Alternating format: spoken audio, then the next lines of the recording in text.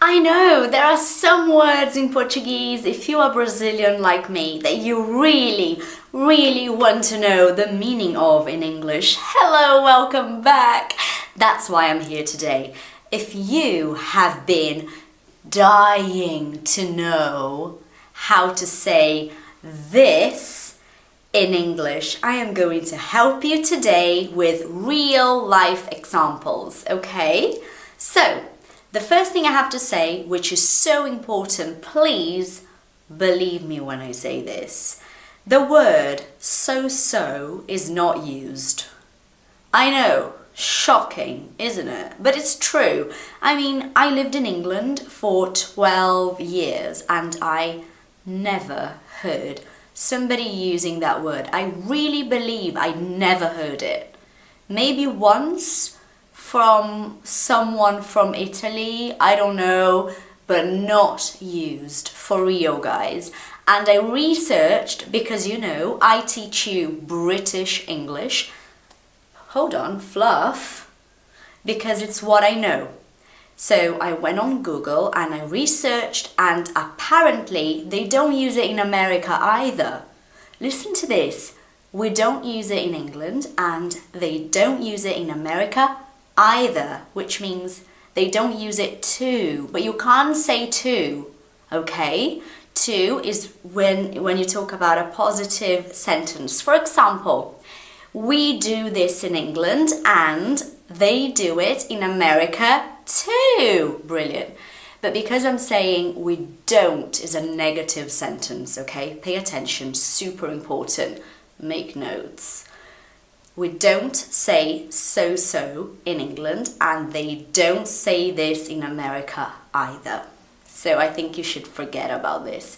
For some reason, it's like a Brazilian thing that we learn in Brazil, but it's not really used in real life. God knows. Forget that. The first way that you can say that word in Portuguese in English is, I'm going to give you an example, okay? Do you like studying English? And then maybe you will say to me, kind of.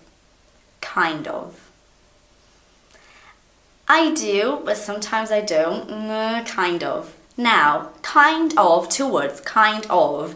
You can say it super quickly and it sounds like kinda. So it actually became a word, which is spelled like this. Kinda. So, do you enjoy learning English? Kinda.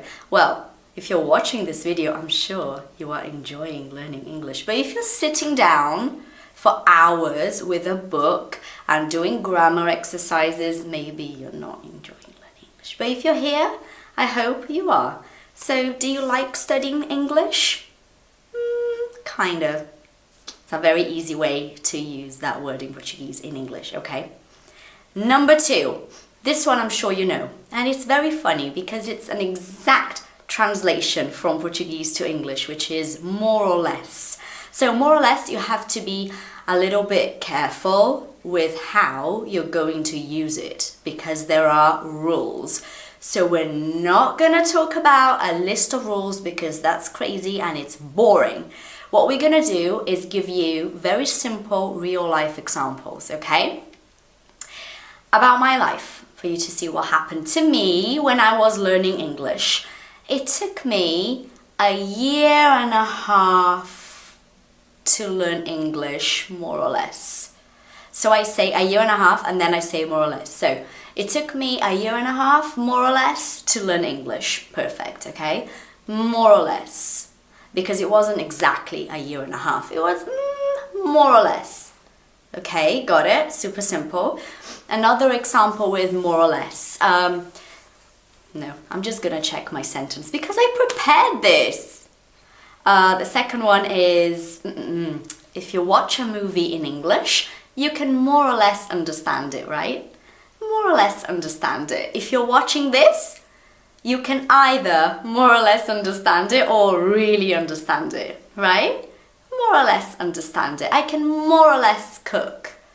More or less. Well, actually, it's not about me because I can cook, friends. I'm good. But I don't know about you. I can more or less cook, maybe.